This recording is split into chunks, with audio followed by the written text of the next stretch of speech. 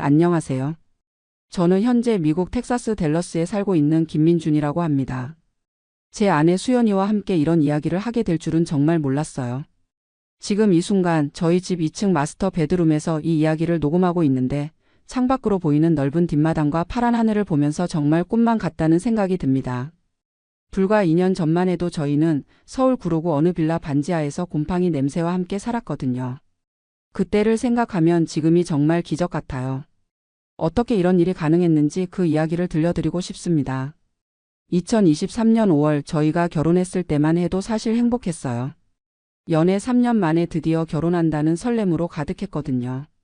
민준이는 강남에 있는 중견 IT 회사에서 백엔드 개발자로 일했고 저는 홍대 근처 작은 디자인 스튜디오에서 그래픽 디자이너로 일했어요. 둘이 합쳐서 월 600만 원 정도 벌었는데 그때는 나름 괜찮다고 생각했죠. 하지만 문제는 집이었어요.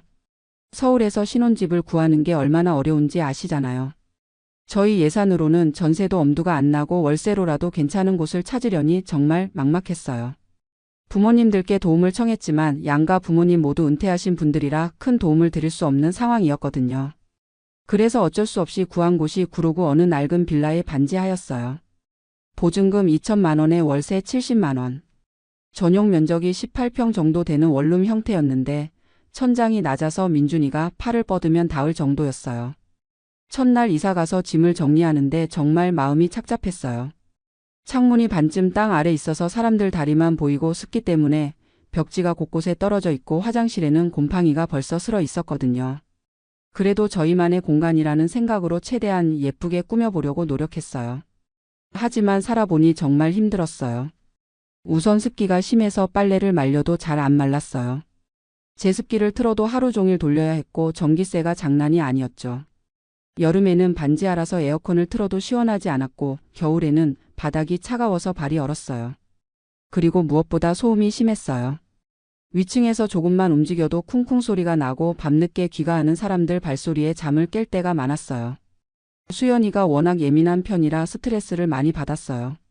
생활비도 만만치 않았어요. 월세 70만 원에 관리비 10만 원, 그리고 각종 공과금까지 합치면 매달 집에만 100만 원 가까이 나갔어요.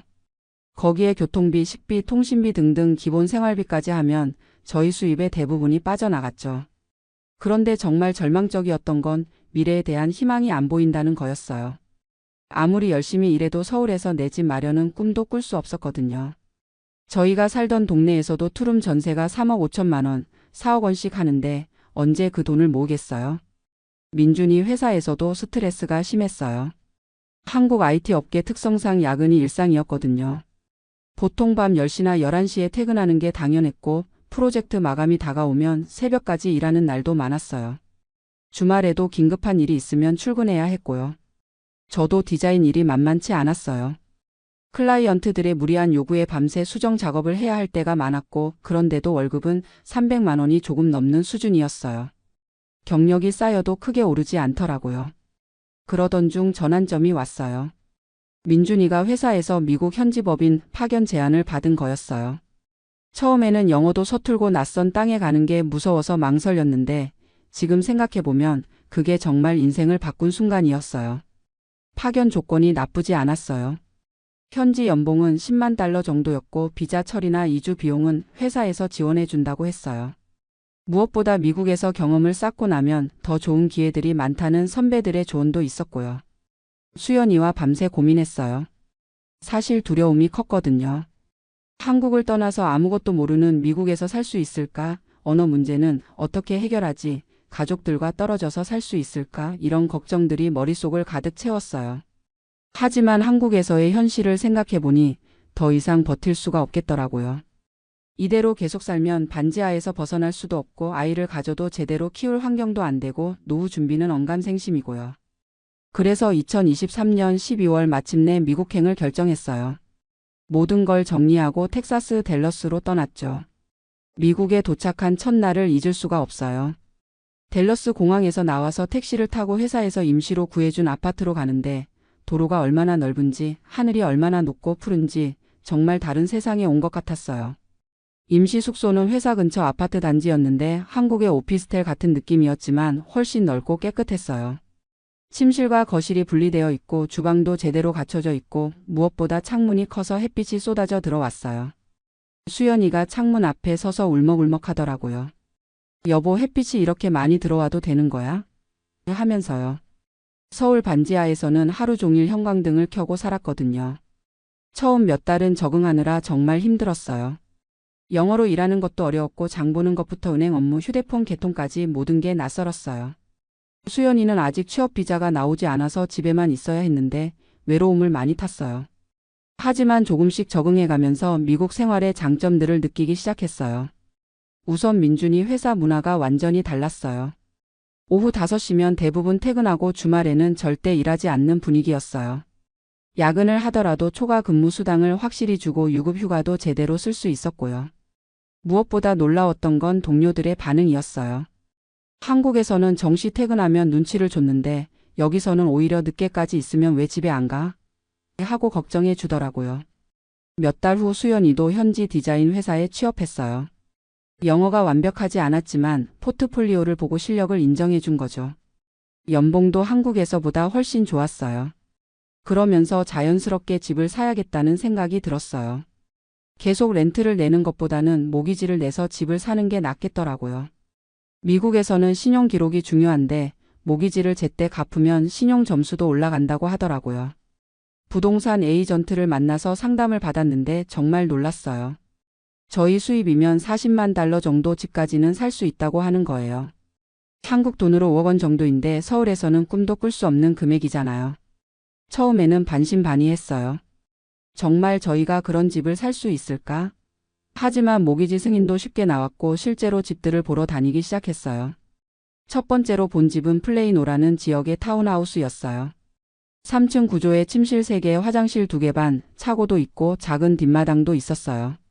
한국으로 치면 40평 정도 되는 크기였는데 가격이 35만 달러더라고요. 수연이랑 둘이 집안을 돌아보는데 정말 말이 안 나왔어요.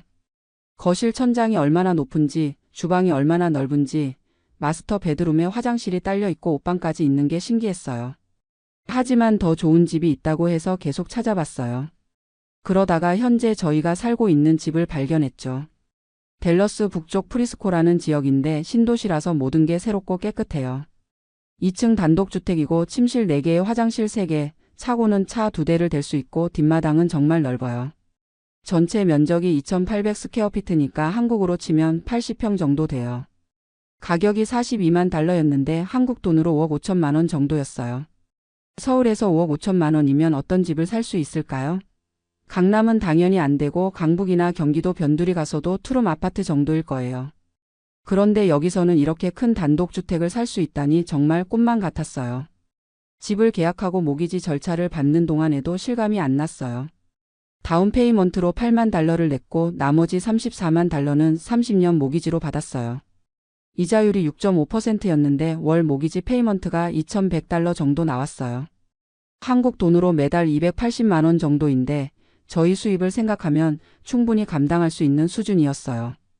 오히려 서울에서 전세금 대출 이자 내는 것보다 낫죠. 입주하던 날을 평생 잊을 수 없을 것 같아요. 2024년 9월 15일 맑은 가을 날이었어요. 무버들이 저희 짐을 옮겨주는 동안 수연이랑 빈집 안을 돌아다녔어요. 1층에 들어서니 거실이 정말 넓더라고요. 천장이 15피트는 되는 것 같고 큰 창문으로 햇빛이 쏟아져 들어와요. 주방은 아일랜드 형태로 되어 있어서 요리하면서도 거실에 있는 사람들과 대화할 수 있고요.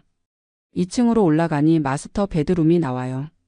침실만 한국의 원룸만 한데 거기에 욕실이랑 워크인 클로젯이 따로 있어요. 욕조도 있고 샤워부스도 따로 있고 세면대는 2개씩이나 있더라고요. 수연이가 마스터 베드룸 창가에 서서 밖을 내다보는데 갑자기 울기 시작하더라고요. 저도 덩달아 울컥했어요. 여보, 우리가 정말 이런 집에서 살 수 있는 거야? 하면서요. 뒷마당도 정말 좋아요.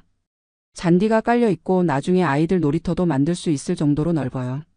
바베큐 파티도 할 수 있고 정원도 가꿀 수 있어요. 무엇보다 이 동네가 정말 좋아요. 새로 개발된 지역이라 모든 게 깨끗하고 학군도 좋대요.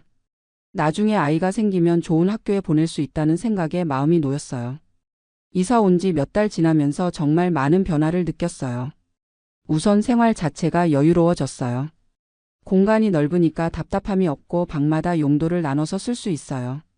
한 방은 민준이 홈오피스로 쓰고 한 방은 제가 작업실로 쓰고 게스트룸도 따로 있어요. 아침에 일어나서 뒷마당으로 나가면 새들이 지저귀고 공기가 정말 깨끗해요.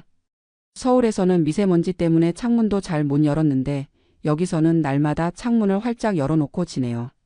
생활비도 생각보다 많이 안 들어요. 집이 넓어졌는데도 유틸리티 비용은 한국과 비슷해요. 전기, 가스, 수도, 인터넷 다 합쳐서 월 $200 정도니까요.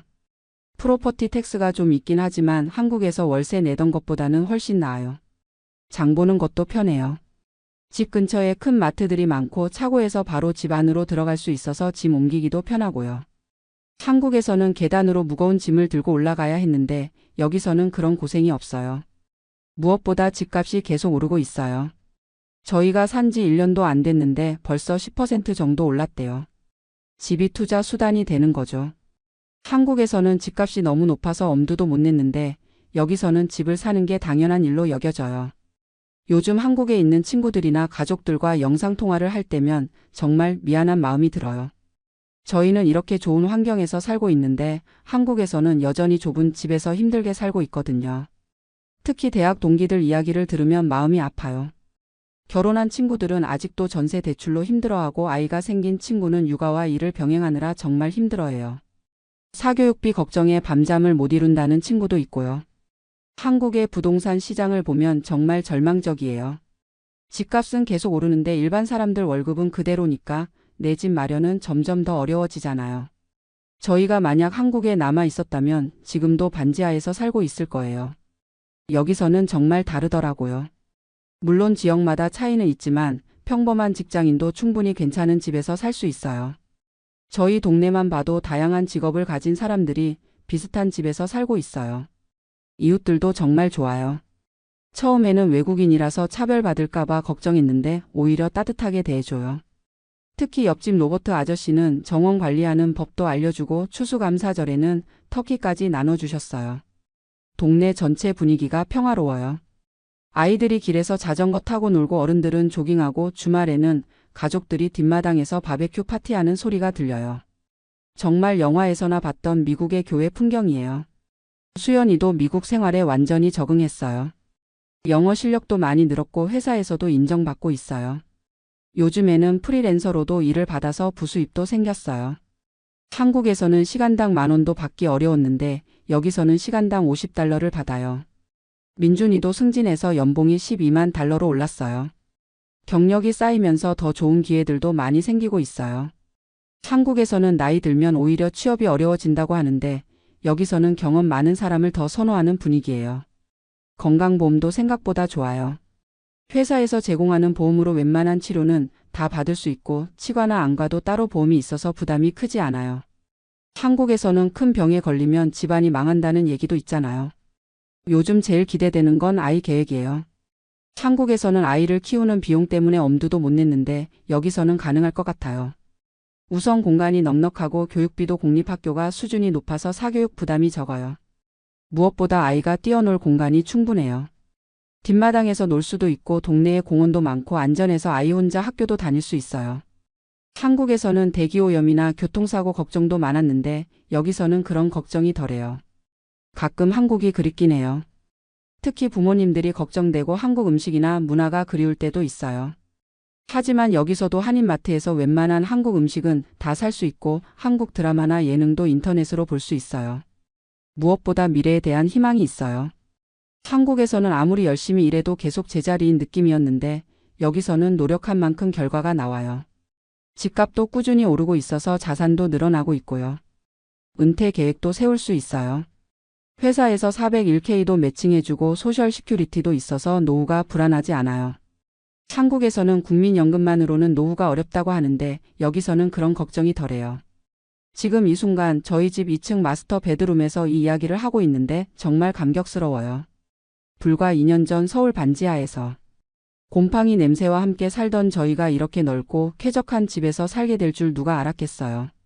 창밖으로 보이는 뒷마당에는 지금 스프링클러가 돌아가면서 잔디에 물을 주고 있어요. 저 멀리 이웃집 아이들이 자전거를 타고 놀고 있고 하늘은 파랗게 맑아요. 한국에서는 상상도 못했던 풍경이에요. 어젯밤에 수연이랑 이야기했는데 정말 다행히 미국에 왔다는 생각이 들어요. 만약 한국에 그대로 있었다면 지금쯤 어떻게 살고 있을까요? 아마 여전히 반지하에서 전세 대출 이자에 허덕이면서 살고 있었을 거예요. 아이 갖는 것도 엄두 못 내고 노후 준비는 꿈도 못 꾸고요. 요즘 한국 뉴스를 보면 정말 안타까워요. 청년들이 집 때문에 결혼도 미루고 아이 낳기도 포기한다잖아요. 저희도 한국에 있었다면 똑같았을 거예요. 반지하에서 아이를 키울 수는 없으니까요.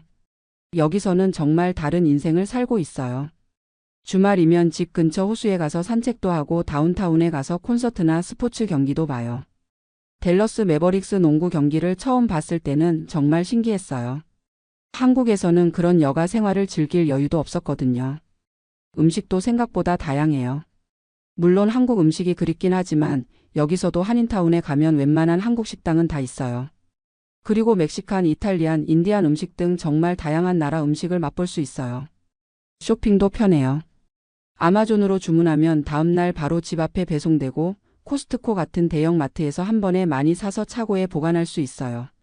한국에서는 차도 없고 집도 좁아서 그런 쇼핑이 불가능했죠. 운전하는 것도 재미있어요. 도로가 넓고 주차 공간도 충분해서 스트레스가 없어요. 한국에서는 주차할 곳 찾느라 동네를 몇 바퀴씩 돌았는데 여기서는 어디든 주차 공간이 넉넉해요. 날씨도 좋아요. 텍사스가 더우긴 하지만 습도가 낮아서 한국의 찜통 더위보다는 견딜만해요. 겨울에는 거의 눈이 안 와서 좋고요. 무엇보다 미세먼지가 없어서 매일 파란 하늘을 볼 수 있어요. 수연이가 요즘 정원 가꾸기에 빠져 있어요.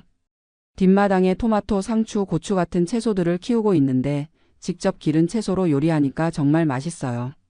한국에서는 베란다에 화분 몇 개가 전부였는데 여기서는 진짜 정원을 가질 수 있어요.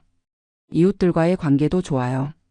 언어가 완벽하지 않아도 서로 배려하고 도와줘요. 특히 우리가 아시안이라고 차별하지 않고 오히려 다양성을 존중하는 분위기예요. 아이들도 다양한 인종의 친구들과 어울려 놀아서 글로벌한 감각을 기를 수 있을 것 같아요. 가끔 한국에 있는 가족들과 화상통화를 할 때 미안한 마음이 들어요. 저희 집을 보여주면 다들 부러워하는데 동시에 씁쓸해 하시는 것 같거든요. 너희는 좋겠다 하시면서도 우리도 그런 집에서 살고 싶다 하는 표정이 역력해요.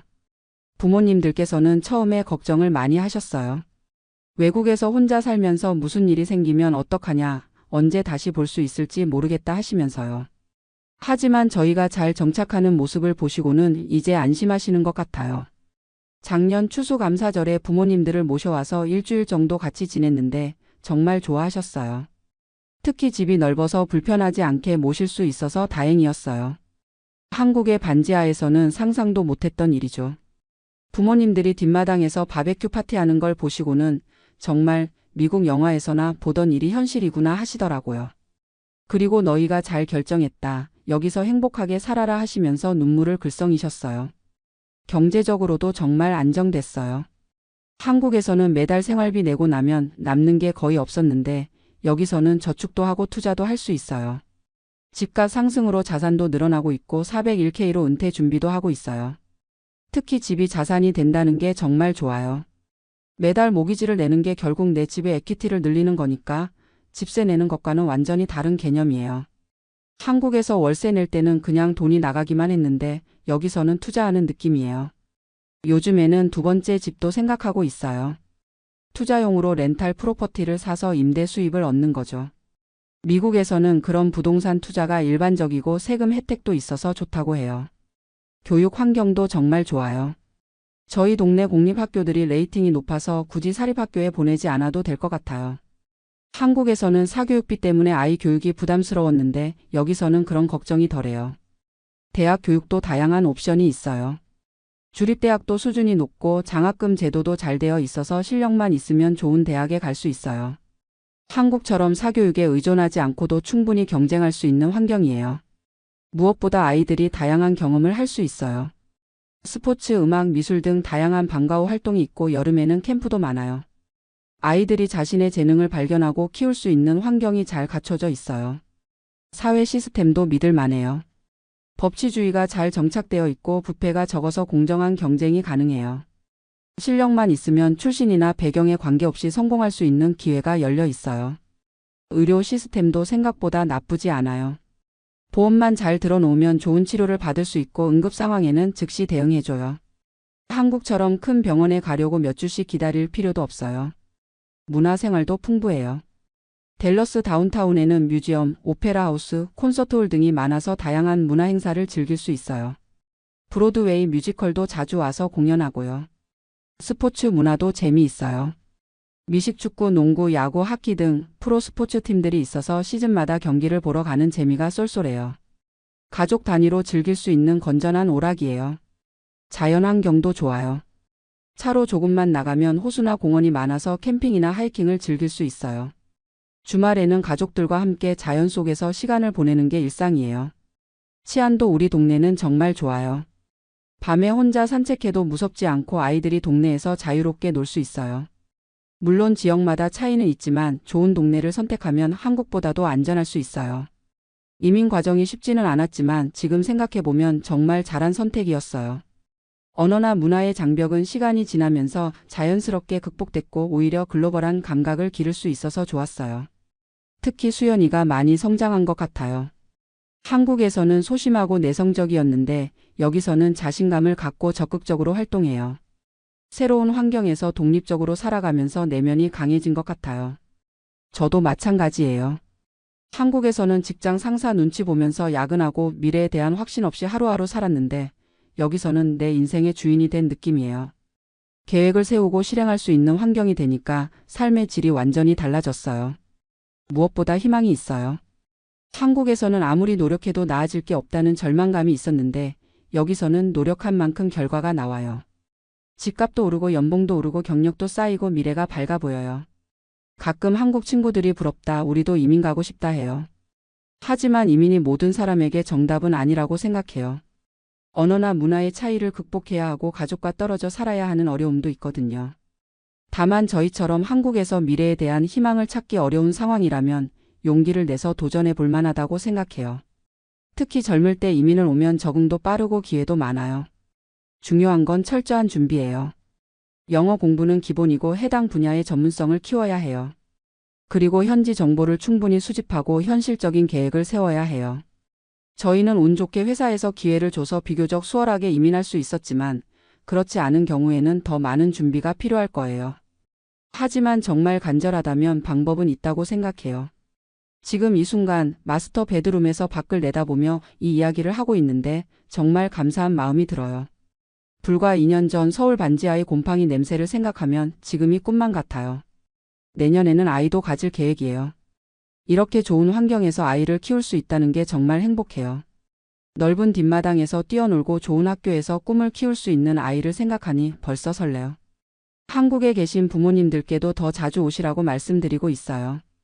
게스트룸도 있고 할 일도 없으니까 편하게 지내실 수 있거든요. 나중에는 아예 이민 오시는 것도 고려해보고 있어요. 이 이야기를 듣고 계신 분들 중에 혹시 비슷한 고민을 하고 계신 분이 있다면 용기를 내보시길 권하고 싶어요. 물론 쉽지 않은 결정이지만 인생은 한 번뿐이잖아요. 후회 없는 선택을 하시길 바라요. 마지막으로 지금 한국에서 힘들게 살고 계신 모든 분들께 희망을 잃지 마시라고 말씀드리고 싶어요. 분명히 더 나은 미래가 있을 거예요. 저희가 그랬듯이 말이에요. 저는 김민준이었고 제 아내 수연이와 함께 텍사스 프리스코의 저희 집에서 이 이야기를 들려드렸습니다. 서울 빌라 반지하에서 미국 2층 집 마스터 베드룸까지 정말 꿈만 같은 여정이었어요. 들어주셔서 감사합니다. 아침 8시 반.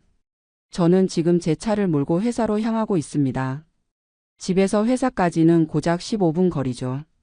창밖으로는 넓은 잔디밭과 단독주택들이 보이고 라디오에서는 경쾌한 음악이 흘러나옵니다. 신호등에 걸려 잠깐 멈춰서니 문득 3년 전 한국에서의 출퇴근이 떠오릅니다.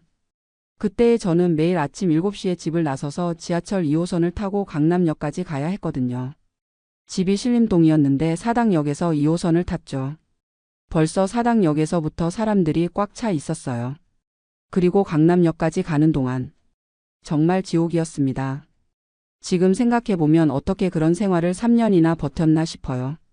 매일 아침마다 전쟁을 치르는 기분이었거든요. 사당역에서 2호선에 몸을 밀어넣고 방배역, 서초역을 거쳐 강남역까지. 그 짧은 구간인데도 40분이 넘게 걸렸어요.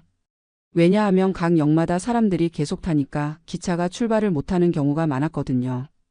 특히 사당역에서 방배역 구간이 정말 심했어요. 혼잡도가 170%가 넘는다고 뉴스에서 봤는데 실제로 경험해 보니까 그게 무슨 뜻인지 알겠더라고요. 사람들이 완전히 짓눌려서 숨쉬기도 힘든 상태예요. 겨울에는 그나마 나았는데 여름에는 정말 끔찍했어요. 에어컨이 제대로 안 되는 상황에서 그 많은 사람들이 다닥다닥 붙어 있으니까 금방 찜통이 되는 거예요. 저는 그때 30대 후반이었는데 매일 아침 출근할 때마다 이미 지쳐 있었어요. 회사에 도착하면 벌써 오전 9시가 넘어 있고 지하철에서 사람들에게 치이고 밀리느라 옷은 구겨져 있고 몸은 땀에 젖어 있고 업무를 시작하기도 전에 하루 에너지의 반을 써버린 느낌이었거든요. 퇴근길은 더 심했어요. 오후 6시 반쯤 강남역에서 지하철을 타려고 하면 플랫폼에 사람들이 줄을 서 있어요.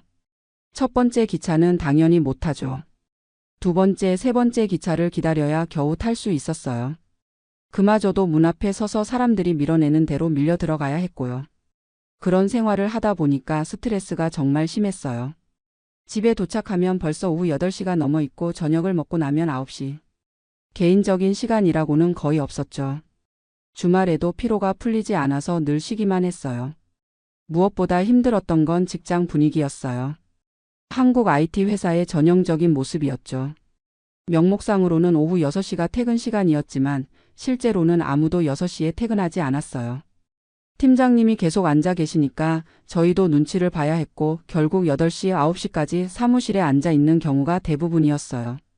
야근이 열정이다라는 말도 안 되는 문화가 당연시되었거든요. 개발 업무는 사실 집중력이 가장 중요한데 피곤하고 스트레스 받은 상태에서 좋은 코드가 나올 리가 없잖아요. 하지만 그런 건 중요하지 않았어요. 늦게까지 남아있는 것 자체가 평가받는 기준이었으니까요. 어느 날 저녁 또 야근을 하고 집에 돌아가는 길이었어요. 지하철에서 한 외국인 관광객이 저한테 물어보더라고요. 영어로 이 시간에도 이렇게 많은 사람들이 지하철을 타나요? 라고요. 그때 오후 9시 반쯤이었는데 여전히 지하철은 꽉 차 있었거든요. 그 순간 정말 부끄러웠어요. 이게 정상적인 생활인가 싶더라고요. 다른 나라 사람들은 이 시간에 뭘 하고 있을까? 가족과 시간을 보내거나 취미 생활을 하거나. 그런 생각들이 들면서 갑자기 눈물이 날 것 같았어요. 그날 밤에 아내와 진지한 대화를 했어요. 아내도 똑같은 생각을 하고 있었거든요. 아내는 강남에서 마케팅 일을 하고 있었는데 역시 비슷한 상황이었어요. 우리 둘 다 30 후반인데 이렇게 살다가 인생이 끝나는 건 아닌가 하는 생각이 들었어요. 미국으로 이민을 가면 어떨까? 아내가 먼저 말을 꺼냈어요. 사실 저도 그런 생각을 하고 있었거든요. 저는 컴퓨터 공학과를 나왔고 삼성전자에서 5년, 네이버에서 3년 정도 개발자로 일했으니까 경력은 충분했어요. 영어도 어느 정도는 할 수 있었고요. 그날부터 본격적으로 이민을 준비하기 시작했어요. 먼저 토플 시험을 다시 받고 이력서를 영문으로 번역했어요. 그리고 링크드인에 프로필을 올리고 미국 회사들의 지원서를 넣기 시작했죠.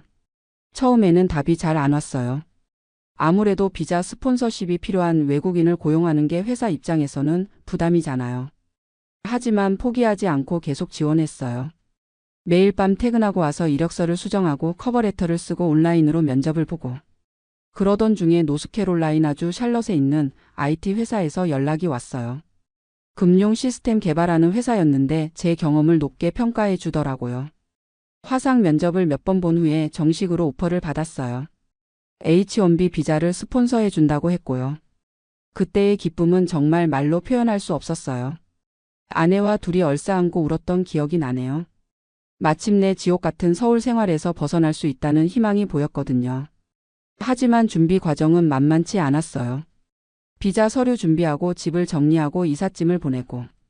특히 한국에서의 마지막 몇 개월은 정말 바빴어요. 회사에서는 인수인계를 해야 했고 개인적으로는 이민 준비를 해야 했으니까요. 마지막 출근 날 사당역에서 2호선을 타면서 이제 정말 마지막이구나 하는 생각이 들었어요.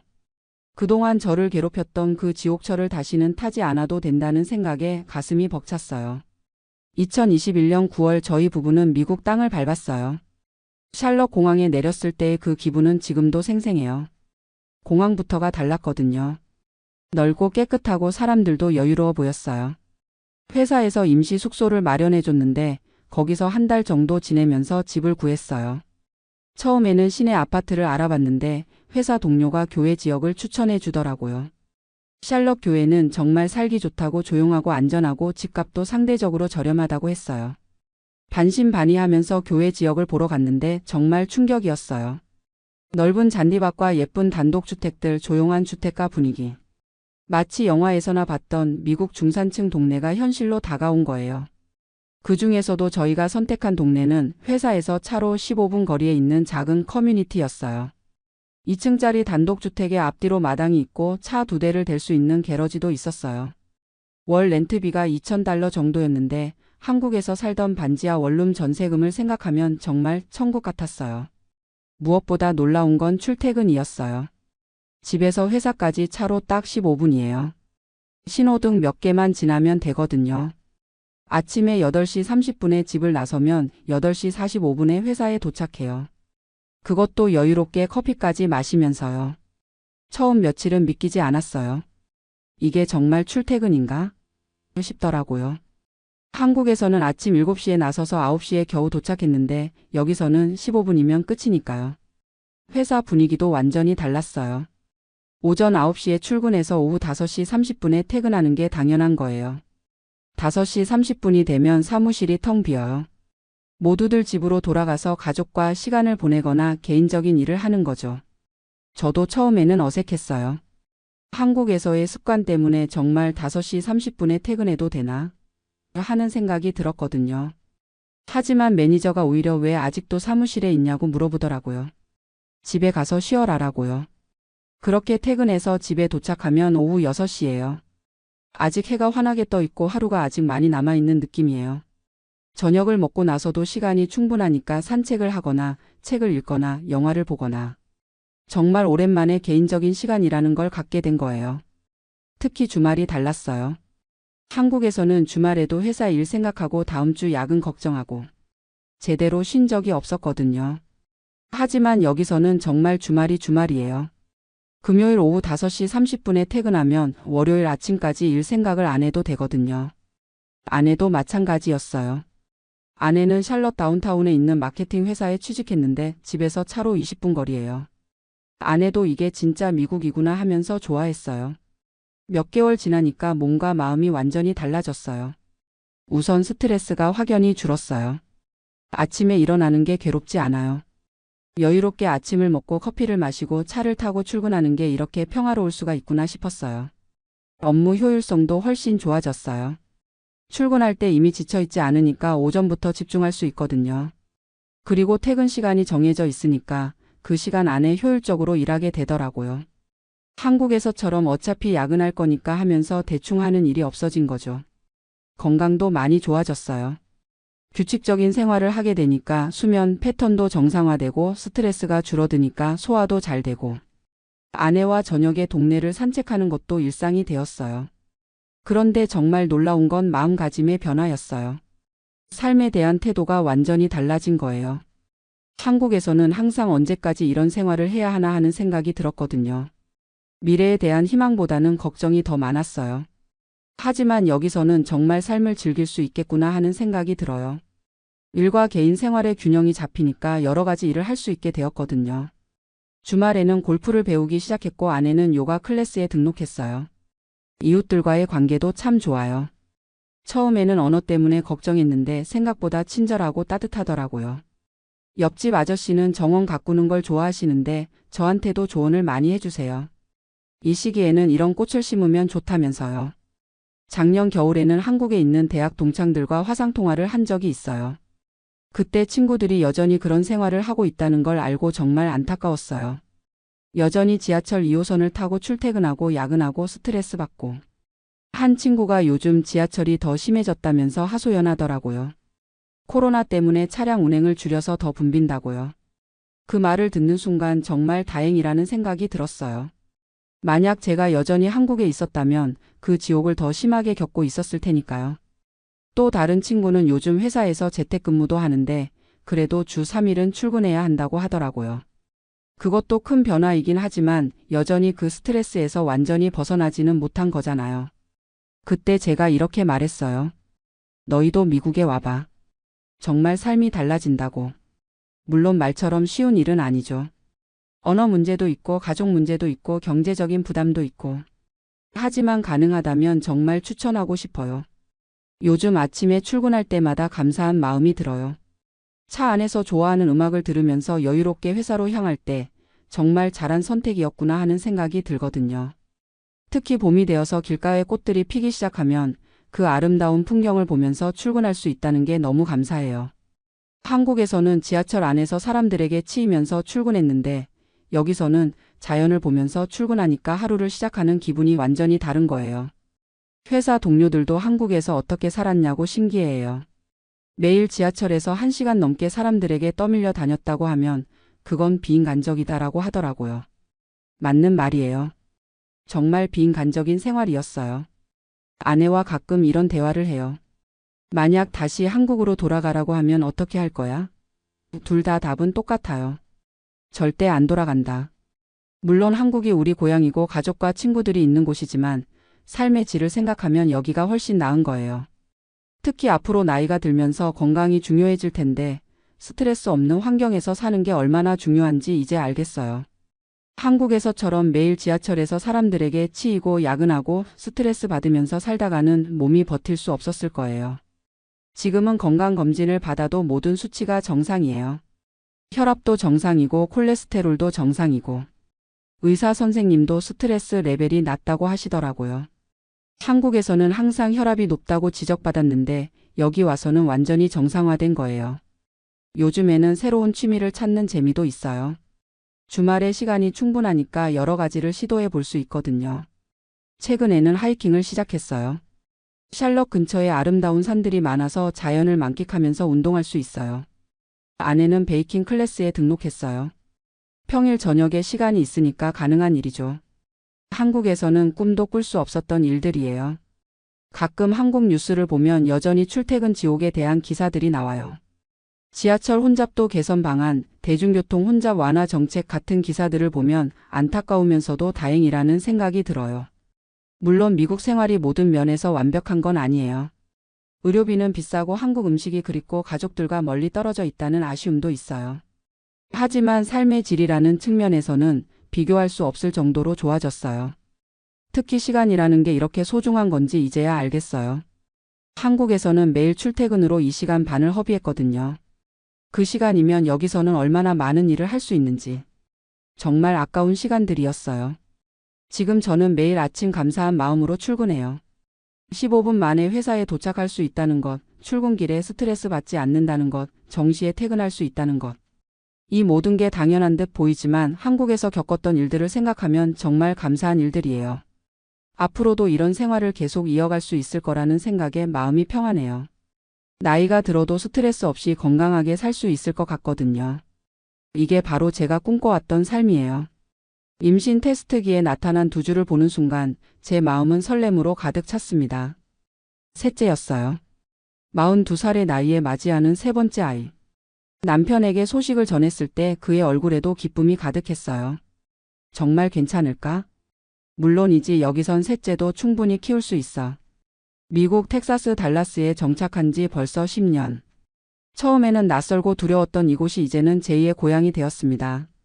하지만 한국에 있는 동갑내기 친구들에게 셋째 임신 소식을 전했을 때 반응은 전혀 달랐어요.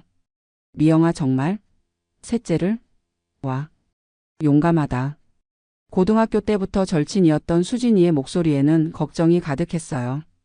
애 하나 키우는 것도 이렇게 힘든데 셋째라니. 교육비는 어떡하려고? 같은 또래 엄마들의 단체 카톡방은 금세 시끄러워졌습니다. 요즘 사교육비만 해도 첫째 혼자 월 100만 원 넘게 나가는데. 학원 3곳은 기본이고 영어 개인 과외까지 하면 월 150만 원은 좋기. 중학교 올라가면 더 심해져. 우리 애는 월 200만 원 넘게 나가. 친구들의 하소연을 들으며 저는 이곳 미국에서의 제 상황을 생각해 봤어요. 과연 정말 그렇게 다를까요? 현재 첫째 지은이는 초등학교 4학년, 둘째 민준이는 2학년이에요. 둘 다 동네 공립학교에 다니고 있고 별도로 내는 교육비는 거의 없어요. 미국 공립학교는 유치원부터 고등학교까지 완전 무상 교육이거든요. 물론 방과 후에 축구팀과 피아노 레슨을 하긴 하지만 이것도 한 달에 $120 정도예요. 한국 돈으로 치면 15만 원 정도? 친구들이 말하는 월 100만 원대 사교육비와는 천지 차이죠. 그런데 미영아, 거기서 애들 공부는 어떻게 시켜? 사교육 안 시키면 뒤처지지 않아? 수진이의 질문에 저는 잠깐 생각했어요. 정말 우리 아이들이 뒤처지고 있는 걸까요? 지은이는 학교에서 수학과 읽기에서 항상 상위권을 유지하고 있어요.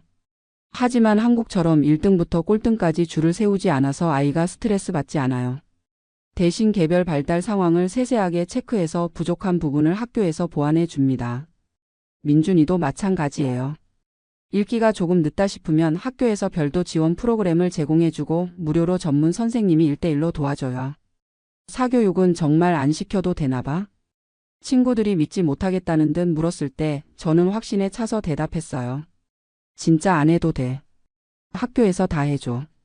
하지만 친구들의 반응은 여전히 회의적이었어요. 그래도 영어는 네이티브니까 괜찮겠지만 수학이나 과학은? 한국 애들 수준을 따라갈 수 있을까? 이런 질문들을 받으면서 저는 문득 10년 전 한국에서의 육아를 떠올렸어요. 당시 첫째 지은이가 한국에서 태어났을 때를 말이에요. 생후 18개월부터 영어 유치원에 보냈죠. 월 학비만 90만 원이었어요. 거기에 피아노, 미술, 체육 등등. 돌이켜보니 정말 미친 듯이 돈을 쏟아부었네요. 그때는 그게 당연한 줄 알았어요. 남들 다 하는데 우리만 안 할 순 없잖아. 주변 엄마들과 만나면 항상 교육 이야기였어요. 어느 학원이 좋다더라, 어느 선생님이 유명하다더라. 아이는 겨우 2살이었는데도 벌써 경쟁이 시작된 거죠. 미국으로 이민 와서 처음에는 정말 막막했어요. 한국처럼 학원을 보내야 하나? 영어를 못하는데 어떻게 공부를 따라갈까? 하지만 막상 아이를 현지 유치원에 보내보니 생각보다 훨씬 체계적이었어요. 무엇보다 아이가 행복해했어요. 한국에서는 항상 뭔가를 배워야 하고 성취해야 하고 남보다 앞서야 한다는 압박이 있었는데 여기서는 그런 게 없어요. 아이 자신의 속도에 맞춰서 천천히 발달할 수 있도록 도와주죠. 지은이가 미국 킨더가든에 입학했을 때의 일이 아직도 생생해요.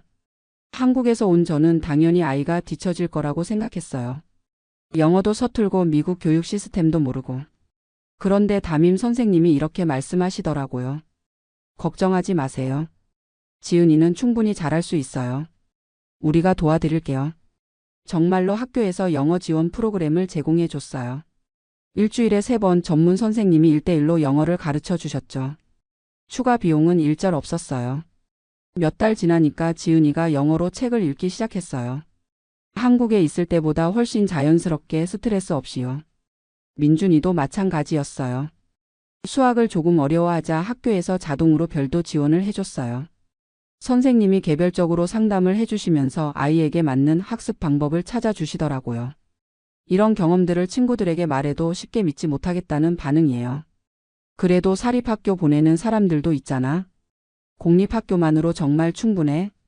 물론 여기도 사립학교가 있어요. 하지만 저희가 사는 플레이노 지역은 공립학교 수준이 워낙 높아서 굳이 사립을 보낼 이유가 없어요. 텍사스에서도 손꼽히는 좋은 학군이거든요. 그리고 무엇보다 아이들이 행복해해요. 스트레스 받지 않고 자기 속도에 맞춰 배워가고 있어요. 한국 친구들과 화상통화를 할 때마다 느끼는 건데 분위기가 정말 다르더라고요. 우리 애 요즘 영어 학원에서 스트레스 받나 봐. 자꾸 배 아프다고 해. 학원 3개 돌리니까 애가 너무 힘들어해. 그래도 어쩌겠어, 남들 다 하는데. 친구들의 이런 말을 들으면 가슴이 아파요. 아이들이 겨우 초등학생인데 벌써 스트레스에 지쳐 있다니. 반면 우리 지은이와 민준이는 매일 학교 가는 게 즐거워해요. 숙제도 적당하고 주말에는 가족끼리 시간을 보낼 수 있어요. 특히 셋째를 임신했을 때 이런 차이가 더욱 극명하게 느껴졌어요. 한국 친구들은 셋째 소식을 듣고 걱정부터 했어요. 교육비가 얼마나 많이 들까? 사교육비 감당할 수 있을까? 경쟁에서 밀리지 않을까? 하지만 저는 전혀 걱정되지 않았어요. 오히려 기대가 더 컸죠.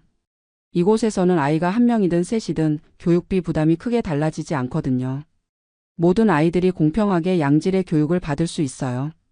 그리고 미국 정부에서 제공하는 육아 지원도 상당해요. 차일드 텍스 크레딧으로 자녀 1명당 연간 $3,000씩 세금 공제를 받아요.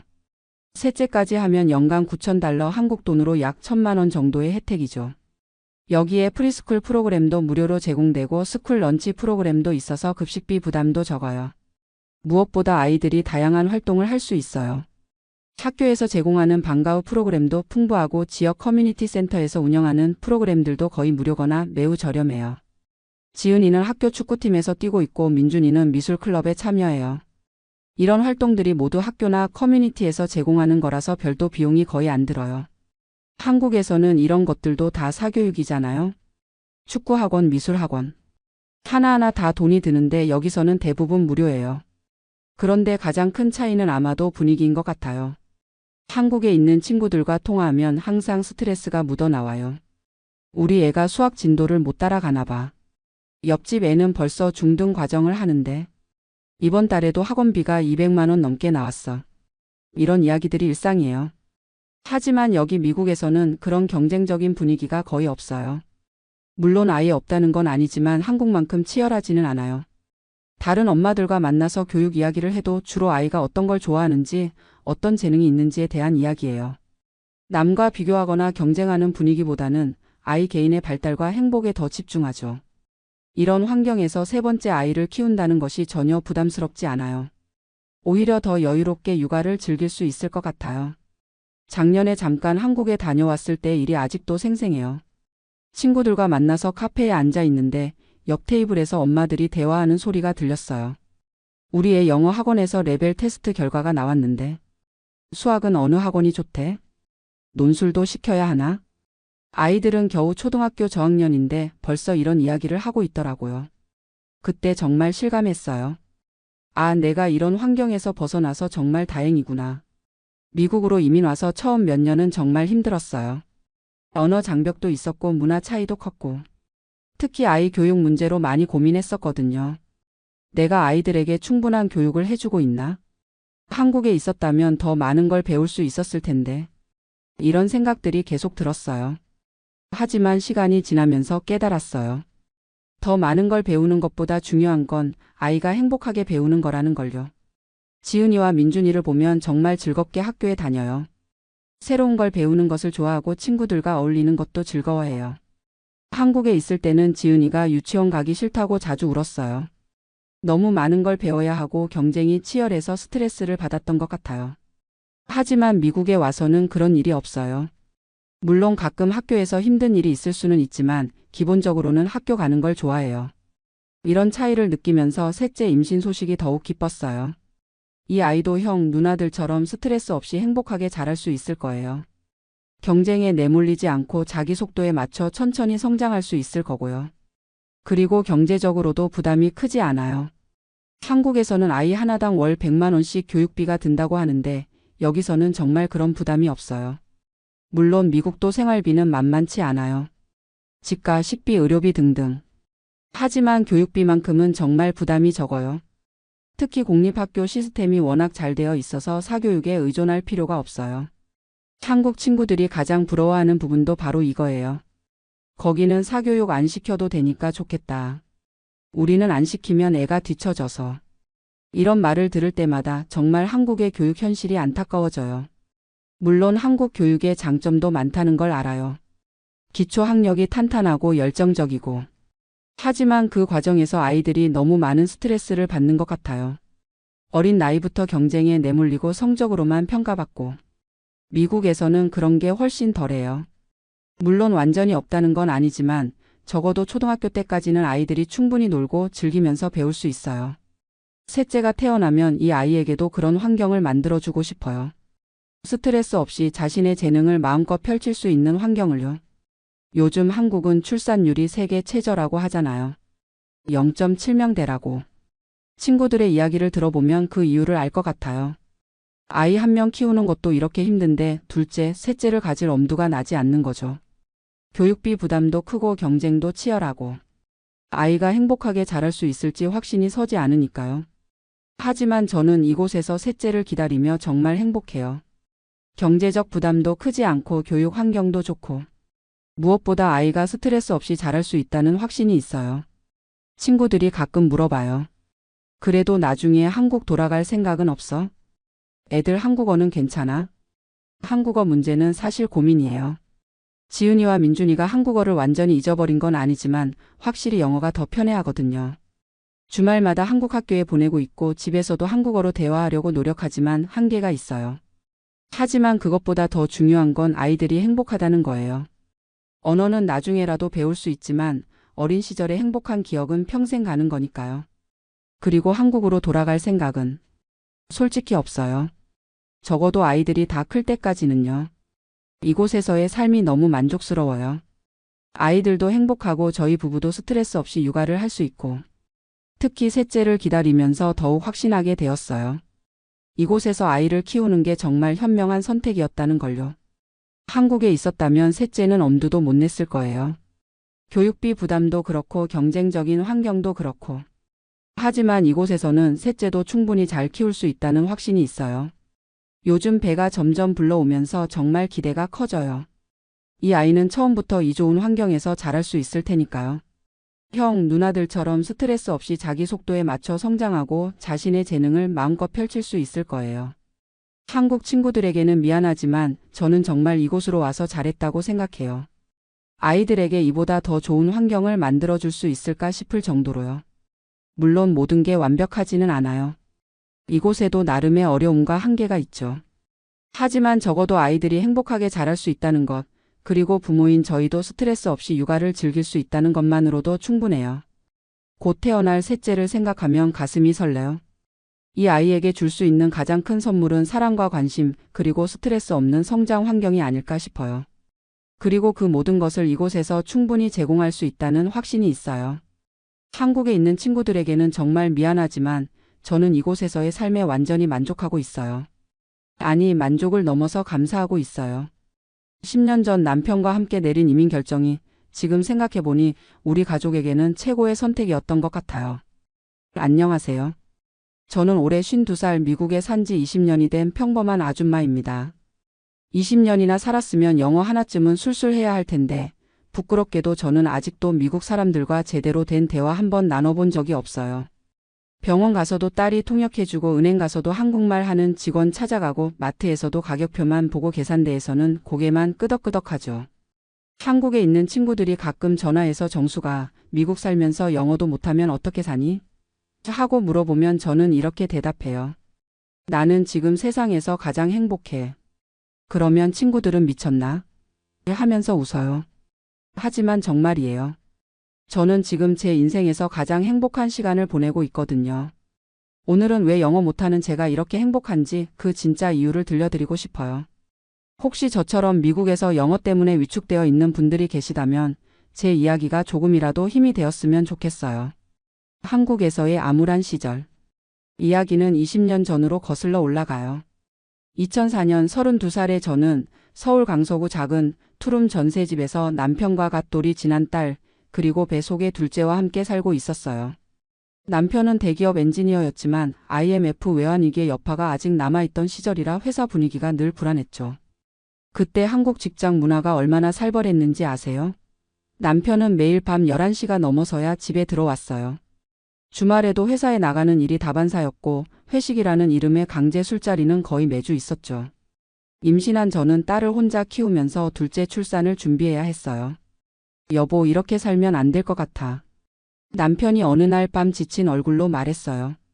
회사에서 미국 지사로 갈 사람을 찾는데 우리 가볼까? 처음엔 막막했어요. 영어라고는 중고등학교 때 배운 게 전부인데 딸 키우면서 영어 공부를 다시 할 여력도 없었고요.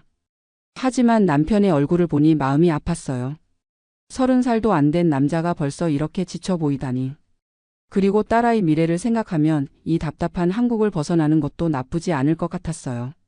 한국에서 아이 키우는 것도 정말 힘들었거든요. 우리 딸이 겨우 돌이었는데 벌써 영어 유치원 보내라는 압박이 시작됐어요. 아파트 단지 맘카페에서는 온통 사교육 이야기뿐이었죠. 우리 아이는 벌써 영어 단어 20개 외웠어요. 피아노는 언제부터 시키세요? 이런 이야기들을 들으면 숨이 막혔어요. 남편 직장에서도 스트레스가 이만저만이 아니었어요. 과장님이라는 분이 정말 독하셔서 부하 직원들을 마치 자기 종인 것처럼 부렸어요. 야근은 기본이고 주말에도 갑자기 불러내고 회식 자리에서는 신입사원들한테 원샷을 강요하고 남편이 어떤 날은 새벽 3시에 들어와서 소주 냄새를 풍기며 화장실에서 토하는 걸 보면서 이건 사람 사는 게 아니라는 생각이 들었어요. 그리고 결정적인 사건이 하나 더 있었어요. 둘째를 임신했을 때 산부인과에서 의사 선생님이 말하는 건데 요즘 애들은 다 영어 태교하는데 영어 테이프라도 들으세요. 그 말을 듣는 순간 정말 화가 났어요. 뱃속에 있는 아이까지 영어 경쟁에 내몰아야 하나 싶어서요. 그때 남편이 미국 발령 이야기를 꺼냈을 때 저는 거의 반사적으로 가자라고 했어요. 영어를 못해도 낯선 땅이어도 한국에서 이렇게 숨막히게 사는 것보다는 나을 거라고 생각했거든요. 이민 준비와 첫 미국 생활. 이민 준비하는 동안 저는 나름대로 영어 공부를 해보려고 했어요. 도서관에서 영어회화 책도 빌려보고 인터넷에서 무료 강의도 들어보고. 하지만 돌 지난 아이 돌보면서 임신한 몸으로 공부하는 게 쉽지 않더라고요. 게다가 그때는 인터넷도 지금처럼 발달하지 않아서 좋은 자료 찾기도 어려웠어요. 그래도 기본적인 인사말 정도는 외웠어요. 하이 땡큐 소리 이런 것들이요. 아이가 울 때 달래면서 하이 베이비 이런 식으로 연습도 했고요. 지금 생각해보면 정말 귀여웠죠. 2004년 8월 드디어 미국 땅을 밟았어요. 인천공항에서 로스앤젤레스까지 12시간 비행이었는데 딸아이가 계속 울어서 정말 힘들었어요. 옆자리 승객들 눈치도 보이고 스튜어디스분이 영어로 뭔가 말하는데 알아듣지 못해서 그냥 미소만 지었죠. LA 공항에 도착했을 때의 충격을 아직도 잊을 수 없어요. 일단 규모가 어마어마하게 크더라고요. 인천공항도 크다고 생각했는데 이곳은 정말 미로 같았어요. 영어 안내 방송이 계속 나오는데 하나도 알아들을 수 없었고 푯말들도 다 영어라 어디로 가야 할지 모르겠더라고요. 다행히 남편 회사에서 마중 나온 분이 계셨어요. 한국계 미국인 직원분이었는데 그분이 공항에서부터 임시 숙소까지 안내해 주셨어요. 차 안에서 그분이 한국말로 적응하시는데 시간이 좀 걸릴 거예요. 특히 언어 문제가 제일 클 텐데 코리아타운 근처에 살면 생활은 어느 정도 가능해요 라고 말씀해 주셨어요. 처음 미국에서 마트에 갔을 때가 정말 충격이었어요. 한국에서는 마트 가면 점원들이 어서 오세요 하고 인사도 하고 물어보면 친절하게 설명도 해주잖아요. 그런데 여기는 점원들이 고객을 거의 무시하는 느낌이었어요. 계산할 때도 인사도 없이 그냥 바코드만 찍고 돈만 받더라고요. 더 당황스러웠던 건 음식이었어요. 한국 음식이 그리워서 죽겠는데 한국 마트는 차로 30분은 가야 하는 곳에 있었고 가격도 한국의 서너 배였어요. 김치 한 포기가 8불이었거든요. 그때 8불이면 한국 돈으로 10,000원이 넘었어요. 영어는 정말 문제였어요. 임시 숙소에서 아파트를 구할 때도 남편이 일하는 동안 저 혼자서는 아무것도 할 수 없었어요. 전화 한 통도 제대로 받을 수 없었거든요. 누군가 영어로 전화하면 소리 노 잉글리시라고 하고 끊어버렸어요. 그때 정말 우울했어요. 한국에서는 그래도 남들과 대화도 하고 웃기도 하고 농담도 주고받았는데 여기서는 벙어리가 된 것 같았어요. 마트에서도 뭔가 묻고 싶어도 못 묻겠고 딸아이 때문에 소아과에 가도 의사가 뭐라고 하는지 알아들을 수 없어서 그냥 고개만 끄덕였어요. 코리아타운에서의 적응. 그래서 코리아타운으로 이사했어요. 남편 회사 한국분이 추천해 주신 곳이었는데 올림픽대로에서 조금 들어간 아파트였어요. 한국마트, 한국식당, 한국병원이 다 걸어서 갈 수 있는 거리에 있더라고요. 처음 한국마트에 갔을 때 정말 울컥했어요. 어서 오세요라는 한국말을 들은 게 얼마만인지. 고추장, 된장, 김치까지 다 있었어요. 가격은 비쌌지만 그래도 한국 음식을 해먹을 수 있다는 게 너무 고마웠어요. 한국 식당 아주머니들도 정말 친절하셨어요. 언제 오셨어요? 적응 잘 되세요? 저 이런 말들을 들으니까 마음이 따뜻해졌어요. 한국에서는 그냥 평범했던 대화들이 여기서는 정말 소중하게 느껴지더라고요. 둘째 출산도 코리아타운 한국 산부인과에서 했어요. 의사 선생님이 한국분이셔서 정말 다행이었어요. 미국 병원에서 영어로 출산하는 걸 상상하니까 끔찍하더라고요. 간호사분들도 다 한국말을 하셔서 편안하게 아들을 낳을 수 있었어요. 그런데 애들이 자라면서 문제가 생기기 시작했어요. 딸아이가 미국 어린이집에 다니면서 영어를 배우기 시작했는데 저랑 대화할 때 영어 단어가 섞여 나오는 거예요. 엄마 I want 우유 이런 식으로요. 처음에는 신기하고 기특했는데 점점 제가 이해 못하는 말들이 많아지니까 불안해지더라고요. 한국 친구들이 전화해서 정수가 애들 영어 교육은 어떻게 시키고 있어? 하고 물으면 할 말이 없었어요. 저는 영어를 못하니까 애들 숙제도 봐줄 수 없고 영어책도 읽어줄 수 없었거든요. 그냥 여기서는 저절로 배워라고 둘러댔지만 속으로는 정말 답답했어요. 남편은 회사에서 영어를 써야 하니까 조금씩 늘어가는데 저는 집에서 애들만 봐주니까 영어 쓸 일이 거의 없었어요. 하루 종일 한국말만 하고 살았죠. 한국 방송도 인터넷으로 다 볼 수 있었고 한국 음식도 해먹고 한국 친구들과도 인터넷 전화로 연락했어요. 위기의 순간들. 아이들이 초등학교에 들어가면서 본격적인 문제가 시작됐어요. 학교에서 온 편지들을 읽을 수가 없는 거예요. 딸아이가 통역해 주긴 했지만 아이가 제대로 이해하고 있는지 확신할 수 없었어요. 학부모 미팅 같은 것도 있다고 하는데 가봐야 하나도 이해할 수 없으니까 남편이 갈 수밖에 없었죠. 더 힘들었던 건 아이들이 친구들을 데려올 때였어요. 미국 아이들이 집에 놀러 와서 인사를 하는데 저는 하이밖에 할 수 없었어요. 아이들이 뭔가 질문을 해도 못 알아듣겠고 간식을 주려고 해도 뭐라고 말해야 할지 모르겠고. 그럴 때마다 정말 창피했어요. 어느 날 딸아이가 학교에서 다쳐서 응급실에 가야 하는 일이 있었어요. 그때 남편은 출장 중이어서 저 혼자 딸을 데리고 가야 했는데 의사가 뭐라고 하는지 전혀 이해할 수 없었어요. 딸아이가 아픈데 엄마인 제가 상황을 제대로 파악하지 못한다는 게 정말 답답하고 미안했어요.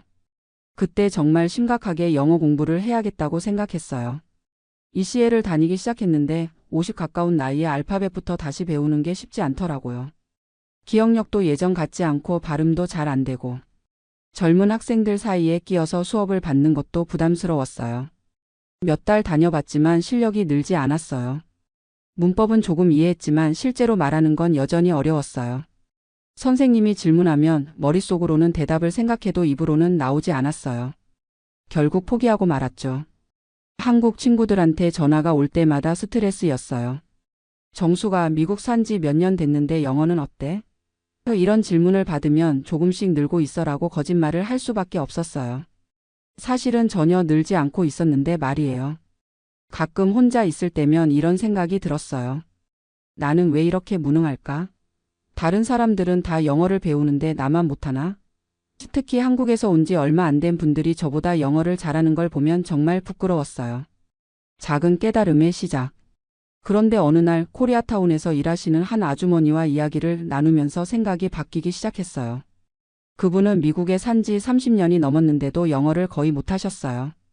하지만 한국 식당을 운영하면서 가족들을 다 성공시키셨더라고요. 정숙 씨 영어 못한다고 사람이 죽나요? 저는 영어 못해도 애들 다 대학 보내고 집도 사고 행복하게 살고 있어요. 영어는 도구일 뿐이에요. 중요한 건 마음이에요. 그분 말씀을 듣고 뭔가 마음이 가벼워지는 기분이었어요. 그동안 영어 때문에 스스로를 너무 작게 만들고 있었던 게 아닌가 싶었어요. 그 무렵 딸아이가 중학생이 되면서 저에게 한 말이 있어요. 엄마가 영어 못해도 괜찮아. 대신 엄마는 세상에서 가장 맛있는 음식을 해주잖아. 그리고 엄마가 해주는 한국 음식 먹고 자란 덕분에 나는 다른 친구들과 달라. 그게 자랑스러워. 그 말을 듣는 순간 눈물이 났어요. 그동안 제가 영어 못하는 것만 생각하느라 제가 잘하는 것들은 보지 못했구나 싶었어요. 한국 식당에서의 새로운 시작. 아이들이 고등학생이 되면서 시간적 여유가 생겼어요. 그때 코리아타운 한국 식당에서 파트타임으로 일하게 됐어요. 처음에는 영어 못하는 제가 식당 일을 할 수 있을까 걱정했는데 사장님이 괜찮다. 한국 손님들이 더 많으니까라고 하시더라고요. 일해보니 정말 그렇더라고요.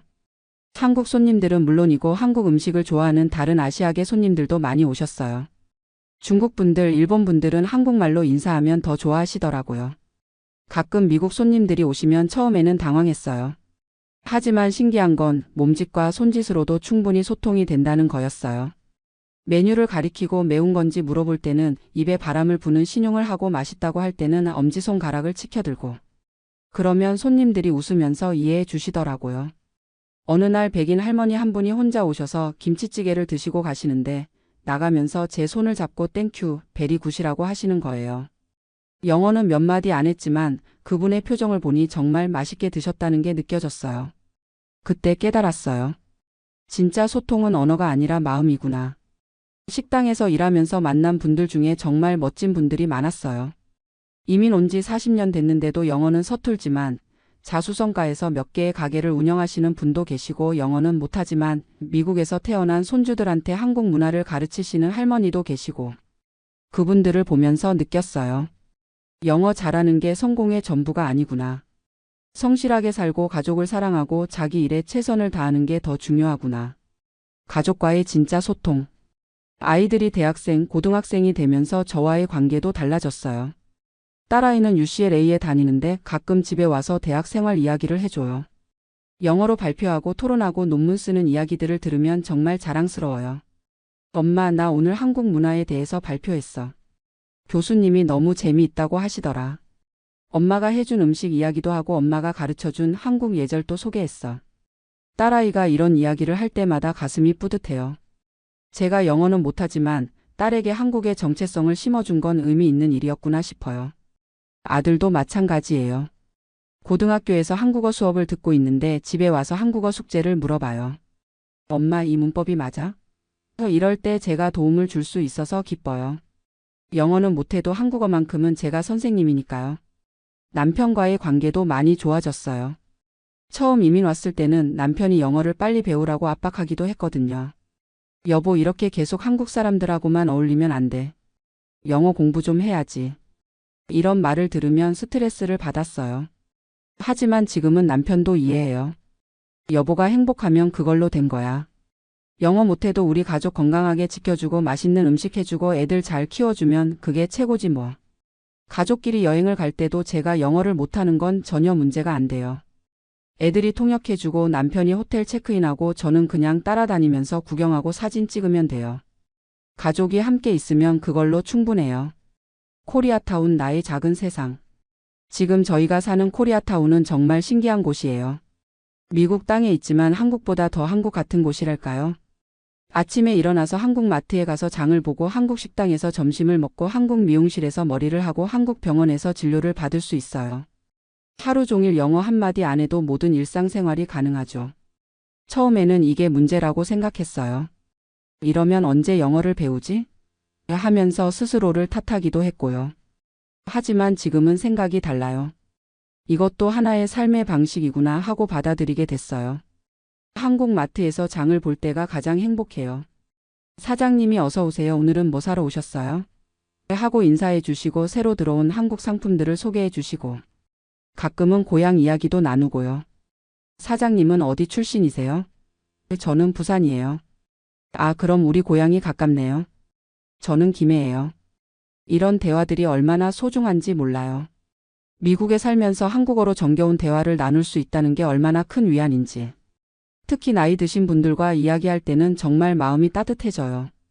코리아타운 식당에서 일하면서 만난 단골 손님들도 제게는 소중한 존재예요. 매주 화요일마다 오시는 할머니는 늘 같은 자리에 앉아서 된장찌개를 드세요. 오늘도 간 맞춰서 해주세요라고 하시면서 당신 아들 이야기, 손자 이야기를 들려주세요. 저도 우리 애들 이야기를 해드리고요. 그런 할머니가 어느 날 정숙 씨 영어 못해도 괜찮아. 우리 때는 한국어도 제대로 못 배우고 살았는데 뭘. 중요한 건 마음씨야라고 말씀해 주셨어요. 일은 넘은 할머니의 그 한마디가 저에게는 어떤 영어 칭찬보다 값진 말이었어요. 영어보다 소중한 것들을 발견하다. 요즘 저는 영어 못하는 것에 대해 전혀 부끄러워하지 않아요. 대신 제가 가진 다른 능력들을 발견했거든요. 첫째는 요리 실력이에요. 20년 동안 한국 음식을 꾸준히 해오면서 실력이 정말 늘었어요. 김치도 담그고 된장도 담그고 고추장도 만들어요. 딸아이 대학 친구들이 집에 놀러와서 제가 해준 불고기를 먹고는 오마이갓, 디스 이즈 어메이징이라고 감탄해요. 영어는 못해도 그 표정만 봐도 얼마나 맛있어 하는지 알 수 있어요. 둘째는 사람을 돌보는 능력이에요. 식당에서 일하면서 느끼는 건데 저는 손님들이 뭘 원하는지 표정만 봐도 알 수 있어요. 아픈 사람, 힘든 사람, 외로운 사람들을 알아보는 눈이 생겼어요. 말은 통하지 않아도 따뜻한 미소 하나, 정성스럽게 차려주는 음식 한 그릇으로 마음을 전할 수 있어요. 셋째는 인내심이에요. 20년 동안 영어 못하는 서름을 참으면서 키운 인내심이 이제는 제 장점이 됐어요. 어떤 어려운 상황에서도 급하게 굴지 않고 차근차근 해결책을 찾아가는 힘이 생겼어요. 그리고 가장 중요한 건 한국 문화를 지켜나가는 역할이에요. 아이들에게 한국어를 가르치고 한국 음식을 해주고 한국의 명절을 챙기고 한국의 예의 범절을 알려주는 일. 이런 일들은 영어를 잘한다고 해서 할 수 있는 게 아니에요. 한국에서 자란 저이기 때문에 할 수 있는 일이죠. 진짜 성공은 무엇인가? 한국에 있는 친구들은 가끔 저를 걱정해요. 정수가 미국 가서 영어도 못하고 변변한 직업도 없고 그게 성공한 삶이야? 이런 말을 들으면 처음에는 기분이 좀 나빴어요. 하지만 지금은 자신 있게 대답할 수 있어요. 나는 성공했어. 내 기준으로는. 제가 생각하는 성공은 이런 거예요. 가족이 건강하고 행복한 것. 아이들이 꿈을 향해 열심히 살아가는 것. 남편과 서로 사랑하며 살아가는 것. 매일 아침 감사한 마음으로 일어날 수 있는 것. 이런 게 진짜 성공 아닌가요? 딸아이는 대학에서 한국학을 부전공으로 하고 있어요. 엄마 덕분에 한국 문화에 대해 더 깊이 알게 됐어. 나중에 한국과 미국을 연결하는 일을 하고 싶어라고 해요.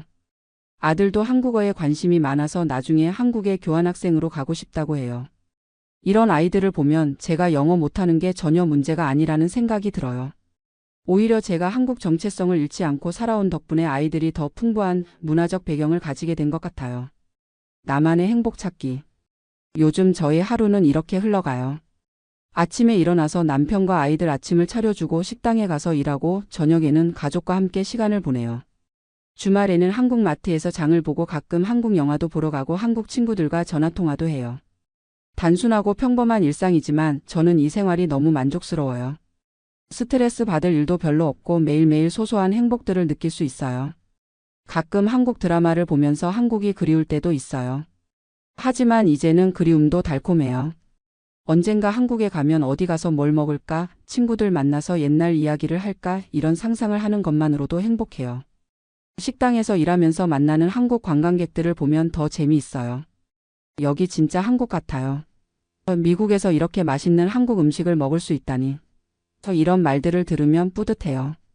제가 일하는 이곳이 한국을 그리워하는 사람들에게 작은 위안이 되고 있구나 싶어서요. 같은 처지의 분들에게. 혹시 이 글을 읽고 계신 분 중에 저처럼 미국에서 영어 때문에 위축되어 계신 분이 있다면 이 말씀을 드리고 싶어요. 영어 못한다고 부끄러워하지 마세요. 언어는 소통의 도구일 뿐이에요. 진짜 소통은 마음으로 하는 거예요. 따뜻한 미소, 정성스러운 손길, 진심 어린 관심. 이런 것들이 어떤 유창한 영어보다 사람의 마음을 움직일 수 있어요. 그리고 당신만의 장점을 찾아보세요. 요리를 잘하신다면 그것으로 사람들을 행복하게 해주세요. 손재주가 있으시다면 그걸로 의미 있는 일을 해보세요. 인생 경험이 풍부하시다면 그 지혜를 나누세요. 영어 실력보다 훨씬 소중한 능력들이 분명히 있을 거예요. 무엇보다 행복의 기준을 남이 정해주게 하지 마세요. 남들이 보기에 성공해 보이지 않아도 당신이 만족하고 감사할 수 있다면 그게 진짜 성공이에요. 진짜 이유. 지금까지 긴 이야기를 들어주셔서 고마워요. 그래서 제가 영어 못해도 행복한 진짜 이유가 뭐냐고요? 첫째, 가족의 사랑이에요. 영어 못하는 엄마 아내지만 가족들이 저를 있는 그대로 사랑해줘요. 이보다 큰 행복이 어디 있을까요? 둘째, 작지만 확실한 제 자리가 있어요. 코리아타운이라는 작은 세상에서 저만의 역할이 있고 저를 필요로 하는 사람들이 있어요. 셋째, 매일매일 감사할 일들이 있어요. 맛있는 음식을 해 먹을 수 있고 가족이 건강하고 평화로운 일상을 보낼 수 있어서 감사해요. 넷째, 꿈이 있어요. 손주들이 태어나면 한국어도 가르쳐주고 한국 음식도 해주고 한국 문화도 전해주고 싶어요. 제가 할 수 있는 일이 아직 많이 남아 있어요.